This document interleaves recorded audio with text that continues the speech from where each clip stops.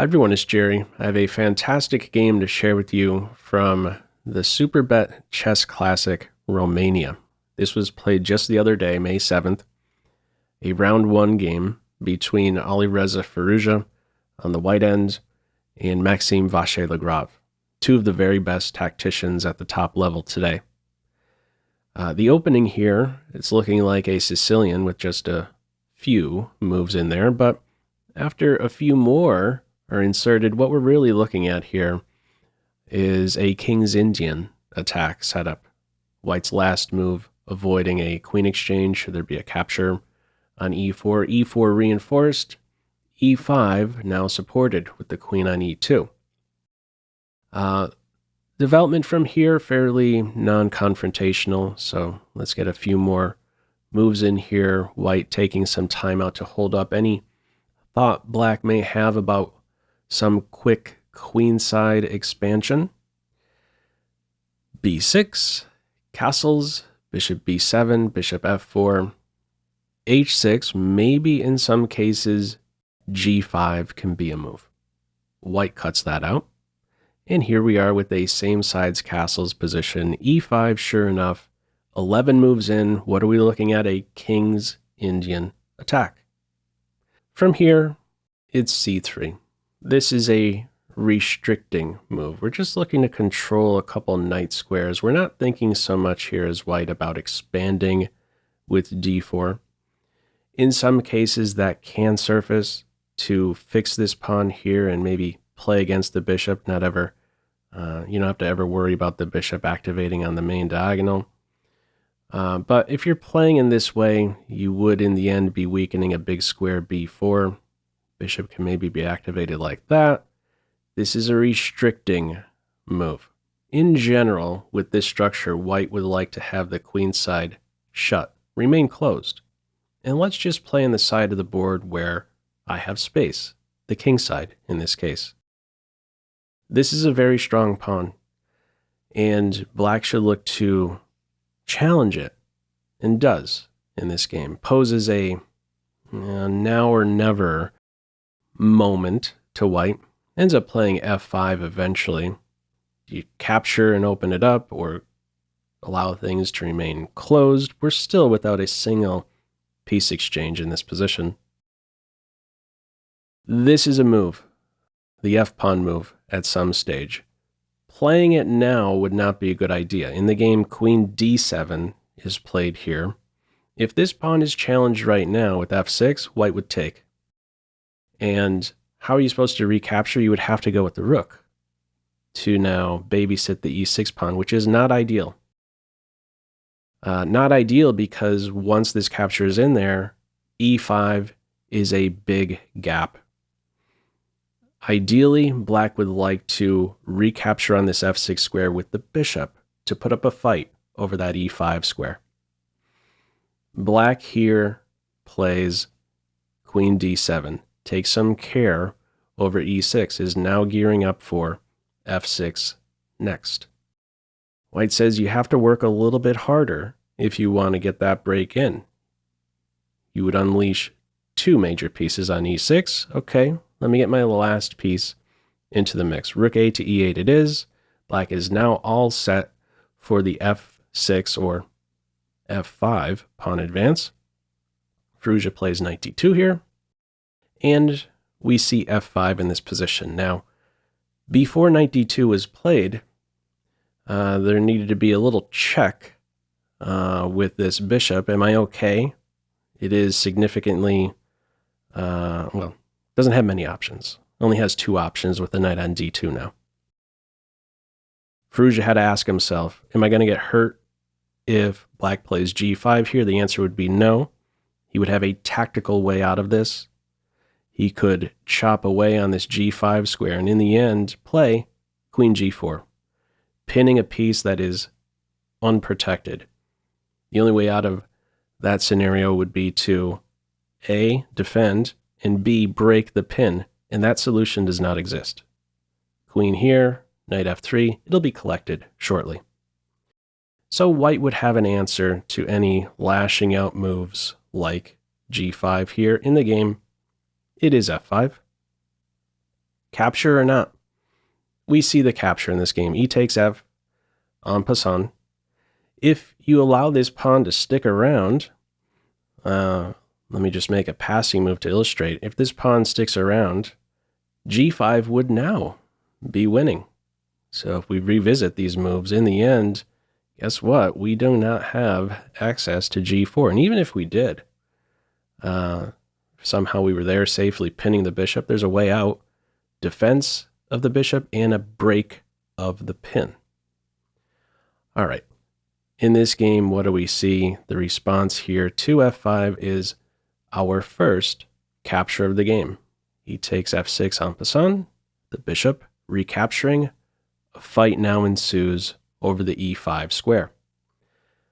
The E6 pawn thrown in a pin. G5 on board, sharp move. Chop on G5, bishop E5. This has paved the way for this follow-up idea. Queen G7, increasing the pressure on E5. Slick maneuver there. Now, okay, this square has opened up for the queen. You could put some more pressure on E5. A downside here with this type of play, with these pawn advances, is we still have a lot of pieces on board. How's the health of each king? Who has the safer king? White has the safer king. This is an adequate shelter. Black shelter, non-existent. Okay, from here we get the dark square bishop exchange, rook recapture, maybe a quick doubling on the f-file, maybe the rook shifting over here to h6, follow up knight h2, nearby knight g4. This here is an ideal outpost for the knight. I think it would end up being a top piece once it gets there. So there was a focus here on e5. That still is a thing. And there's also now going to be a focus on this g4 square. So trying to handle this potential knight outpost on g4, because if it gets there, it's only a move away from possible checks. It watches over the sensitive e5 square. It's a fantastic piece. Let's see how black tries to interfere with this. First, questions the bishop, kicks it off of this diagonal here, releases some pressure, we might say, on e6. Follow up now, knight f6. Okay, knight g4, removes that knight straight away. Queen questioned, she falls back, she has a responsibility, defend the pawn. Knight c6, knight f1, once more, looking for a knight h2 move. Really wants that knight to drop into g4. Now I commented about the white king having a safer king, has a nice structure here for the king, but also look at these pieces. They're excellent too, controlling these squares here. Do have an open h-file. Minor pieces are excellent defenders here for white. From here, we see g4. Pop quiz. How would you continue here? Feel free to pause the video. Okay, the top move here, the move in the game, a5. Now, were any of you tempted by a tactic here? Any of you tempted by bishop captures d5? This tactic is not working. This would be a blunder in this case. Yes, there's a pin here, but the capture on d5 would not be forced. Black would be winning with the move knight d4. Pawn takes knight. The bishop can now recapture, and now there is a mate in one threat. Rook h1. This is winning for black. It's pointing out f3 or f4. Black can take. It's collapsing for white. Queen e4. That's how bad. This is one of the suggestions by the engine here. That's how bad the position would be here for white. Also, knight h2 is not a defense. There'd be an exchange sacrifice. Queen on the h-file next. Queen h1, mate. So there is not a trick here for white on d5. It's a5 in this game. If knight h2, there's rook g6 now to defend that pawn. This is one of the points, or really the main point, behind black's last move here, g4, to meet. Knight h2, trying to get here with rook g6, and you keep that knight out of that strong outpost square g4. If we look at the other path for the knight e3 here, black would have a resource in knight e5. Knight on e3 masking the major pieces. Knight e5 is a way to defend g4. The top move, again, move in this game, a5. Now what? What do we do here? In the game, black plays b5, does not want to see the a file open up. Now, in the computer's eyes, it's saying king h8 is one of the best moves. Okay, tough to know why exactly. It still likes white's position here. It's looking at it, calls it about +1. Let's focus a little bit more on the queen's wing here. White's trying to, at this stage in the game, open the queen's side. Now, just a little bit ago, I was saying ideally, white would just like to keep the queen side shut and just play on the side of the board where white has space. Well, things have changed significantly. This has blown wide open. Let's open up all areas of the board at this point and try to get at the king. When I said that earlier, that was when black still had pawn shelter. That doesn't exist anymore. So let's have everything open up and try to weasel our way in one way or another and get at that black king. a5 is a fantastic move. What other option does black have besides the move in the game, b5? If we test out pawn takes, first of all, that's really ugly. With these pawns now doubled and isolated. In the case of the pawn capture, though, computer has its eye on rook a4, this lift, to put pressure on the pawn. Defense, and it says before knight to h2 to throw a third attacker. It says put the rook on f4, a very active post right there. If rook g6 and knight h2, it's saying that d4 could be played, cutting off the rook from putting pressure on the g4 pawn. In any case, should there be this capture, rook a4 is a nice follow-up. It opens up the a4 square, this a5 move. And if the knight captures on a5 here, this is really the main one to touch on, keeping the structure healthy on the queen side. White would have the following move, knight e3, which packs a second punch. g4 and d5 in this case are up for grabs. So rook g6 here, there is knight takes d5. Finally, this point can be exploited. There are no knight d4 tricks in this case. Okay. What is black's move here? The response to a5, b5. Keeping the a file shut. The a pawn runs, disturbs the bishop. It stays on the main diagonal. But this here, a real thorn.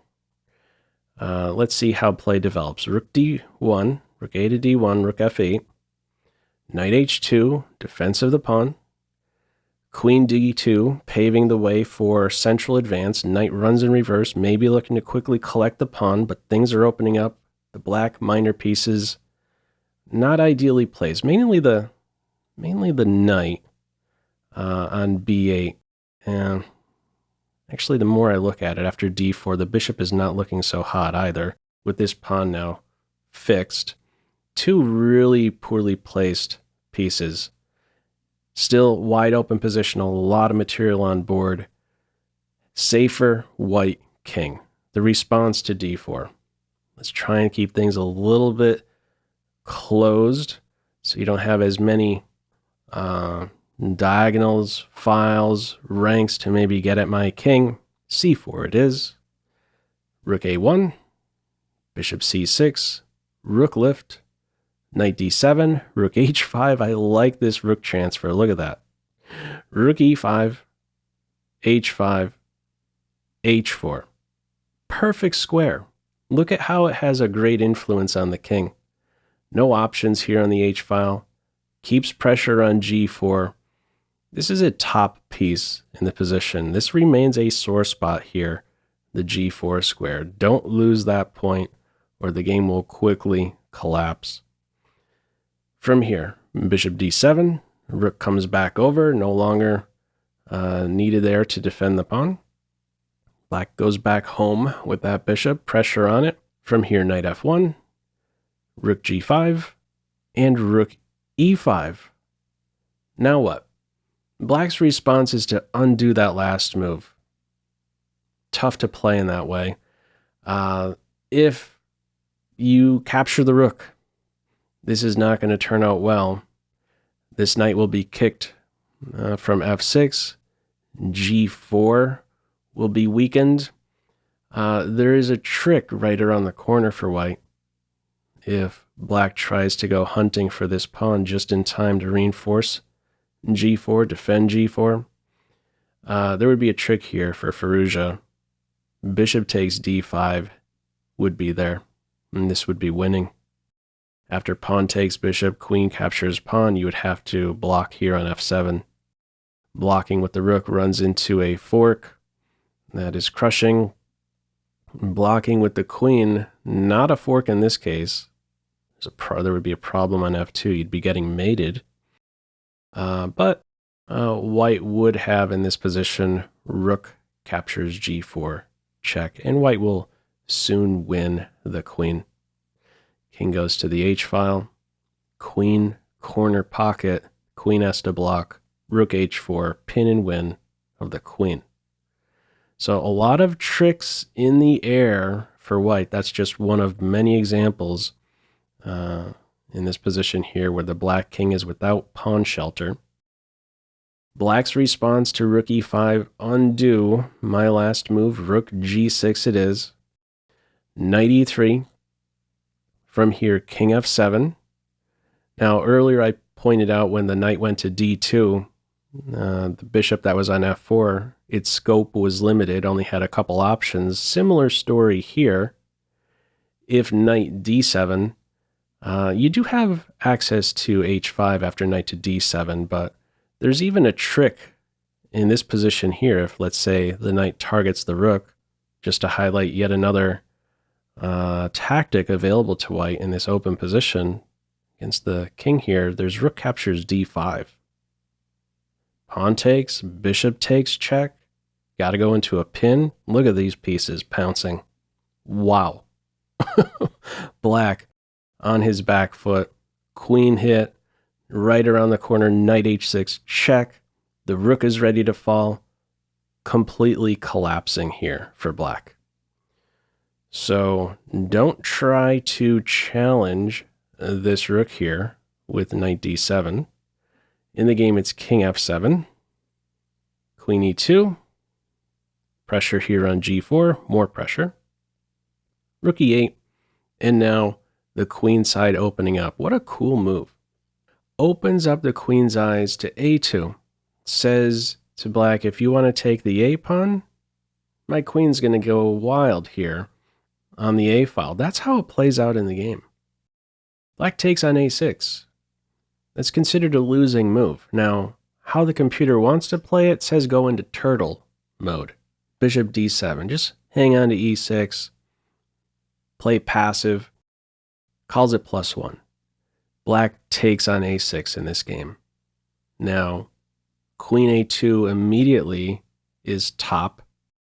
White first captures here on c4 and only then plays queen to a2.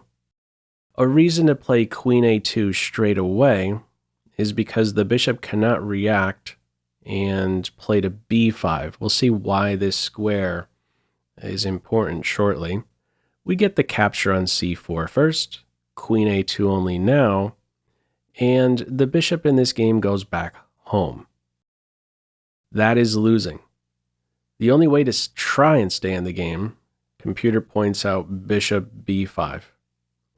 Now, we're going to see why this is a better square to go to. The bishop has a role in some case in defending the rook. There could be an issue there. Let's see what this looks like. In the game, bishop c8. Now there is a tactic here. In fact, the rest of the game is pretty much a tactical flurry. Really beautiful finish by Firouzja. Follow up from here is knight takes d5, a move that would not be there if, or would not be winning, I should say, if the bishop was on b5, defending the rook. Let's see black's reply here. Pawn captures knight. The queen captures the pawn with check. In this position, if the king goes to g8, bishop captures d5 is there as a winning shot. Notice, knight captures bishop is not an option because the rook would fall. The bishop not on b5 here, defending against such a tactic. How does black play it in this game? It's bishop to d7, blocks the check. If king f8 was played here, here's how black could continue.